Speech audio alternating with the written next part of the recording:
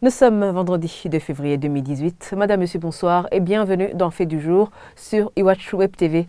La Commission électorale nationale indépendante, CENI, a organisé une rencontre aujourd'hui avec ses partenaires des partis politiques, de la société civile et des confessions religieuses.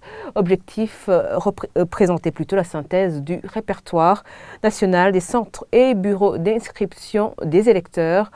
Une présentation qui a suscité beaucoup de questions chez les participants, surtout sur la récente mise en place des agents recenseurs au niveau des commissions électorales communales indépendantes, les CECI donc.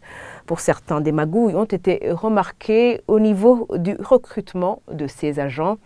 La vice-présidente de la CENI ne le nie pas. Elle révèle même qu'il y a des personnes qui ont subi des harcèlements de la part des hommes politiques et des membres de la société civile pour insérer leur parenté sur les listes.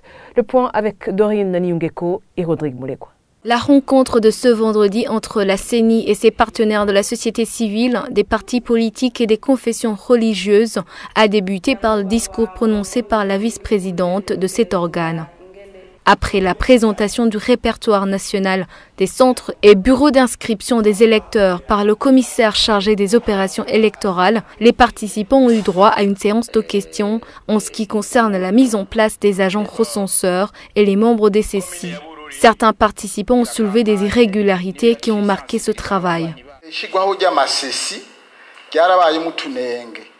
La mise en place des CECI a été caractérisée par de petits problèmes, surtout dans la mise en place des agents recenseurs. Dans certaines provinces et communes, la CECI affichait la liste des agents recenseurs et le lendemain, elle n'était plus là. Nous avons aussi découvert que la CECI était aidée par des gens qui n'en sont pas membres.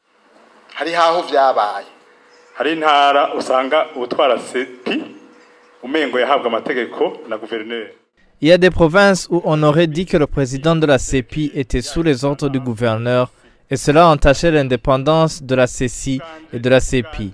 Moi, il y a un président de la CEPI qui m'a dit au téléphone, si le gouverneur ne me donne pas son accord, je ne le fais pas.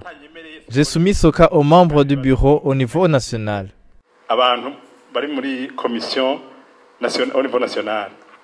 La vice-présidente de la CENI reconnaît que ce travail a subi des pressions de toutes parts, avec l'ingérence des administratifs, des hommes politiques, ainsi que des membres de la société civile qui voulaient placer les membres de leur famille. Les termes de référence mis en place par la CENI précisaient que sur une colline, seuls les natifs et les résidents s'inscrivent et déposent leur dossier. Mais on pouvait entendre une personne de Bujumbura, parce que c'est un rang 4, demander que son enfant soit recruté sur telle colline. La personne peut être de la société civile, d'un parti politique ou de l'administration, ceux qui sont souvent appelés de l'intérieur. Après, nos membres de ceux-ci ont été faibles, mais en partie à cause de vous. Ils sont harcelés par téléphone et par tout le monde, et dans ce cas, la CENI ne considère pas ces appels, qu'il soit président du parti ou pas. Nous avons tous reçu ces appels à minuit ou à 2 heures du matin. Si une personne a été retirée de la liste alors qu'elle est née ou vit sur une telle colline et remplacée par une autre venue d'ailleurs, faites des recours auprès des CEPI.